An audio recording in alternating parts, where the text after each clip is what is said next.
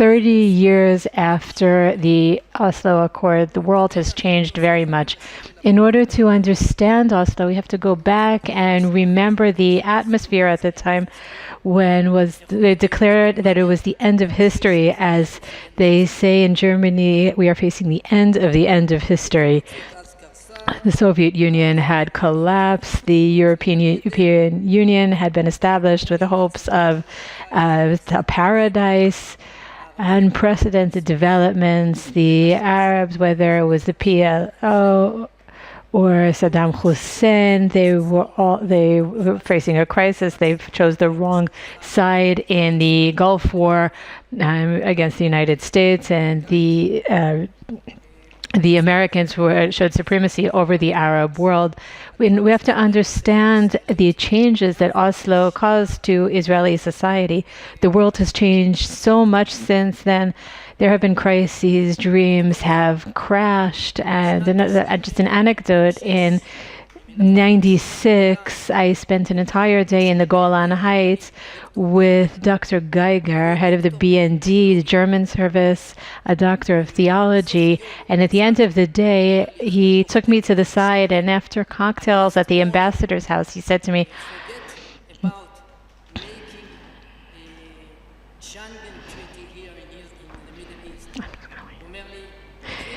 listen, in Europe until 45, they killed so many people. Until 1945, they killed so many people, and now they're resting. And that rest time is what's called peace.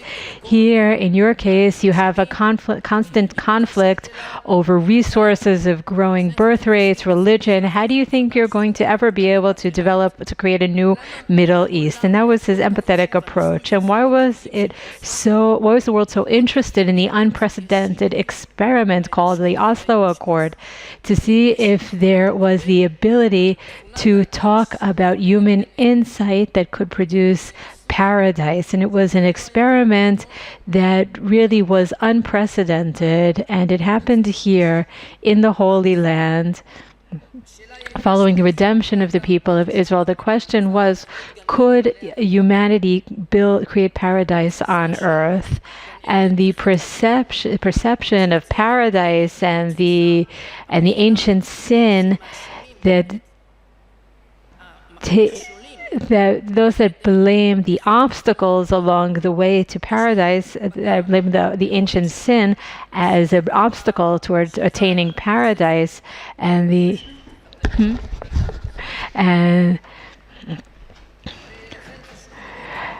And it's important to understand how this is all shattered within the instability in Israeli society.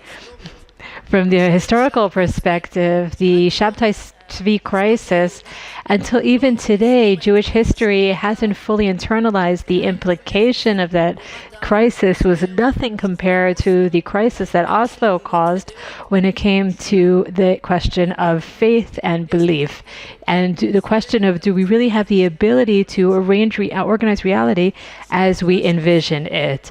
The question that Oslo raised about us is what the Jews in this land of Israel really want. What are our aspirations?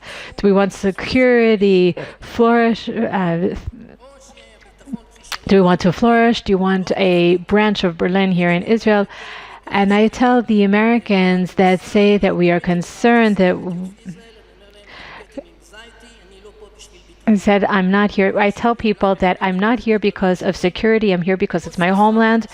And Oslo put that question on the table. It put the spotlight on that question. The Israeli society has a very hard time addressing these questions. A lot of the social protests have to do with Oslo. It's the result of that question. I want to thank all of the organizers, and we're looking forward to learning from everyone today.